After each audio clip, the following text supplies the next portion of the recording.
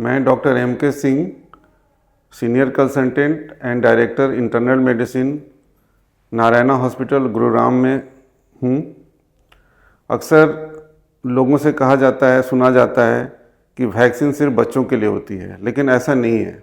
Vaccine की ज़रूरत बड़ों को भी होती है। जैसे आजकल फ्लू का सीज़न चल रहा है, तो फ्लू के सीज़न में इन्फ्लुएंजा का इन्फेक्शन बहुत बढ़ जाता है। फ्लू का ज़्यादातर पीक यूजुअली अक्टूबर से लेकर फरवरी तक होता है। तो फ्लू की वैक्सीन 6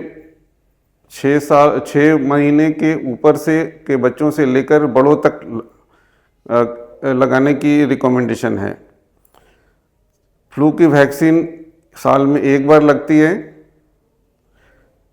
इस वैक्सीन के लेने से एक तो इन्फ्लुएंजा की बीमारी की इन्फेक्शन का संभावना कम हो जाता है।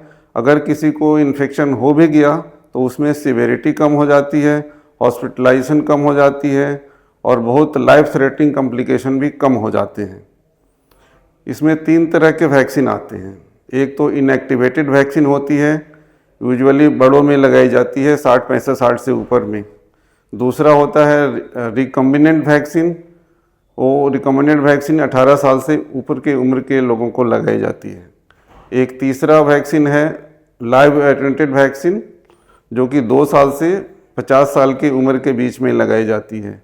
जो लाइव एटेन्यूएटेड वैक्सीन है वो जो गर्भवती महिलाएं हैं या जिनको क्रोनिक डिजीज़ है, जैसे क्रोनिक हार्ट डिजीज़ है, क्रोनिक लंग डिजीज़ है, एज़मा है, या किसी को और बहुत सीवियर इन्फेक्शन वाली जो इम्यूनिटी कम हो जाती है बॉडी की, उसमें ये यूज़ नहीं करते हैं। अदरवाइज दूसरे में लगाई जाती है।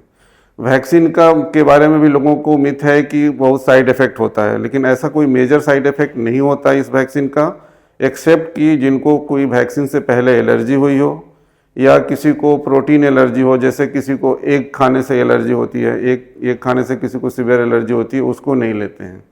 अदरवाइज़ ज़्यादातर माइनर साइड इफ़ेक्ट होते हैं, जैसे कोई इंजेक्शन लिया वहाँ पर पेन होता है, हल्के फुल्के फीवर हो सकते हैं, बॉडी पेन हो सकता है।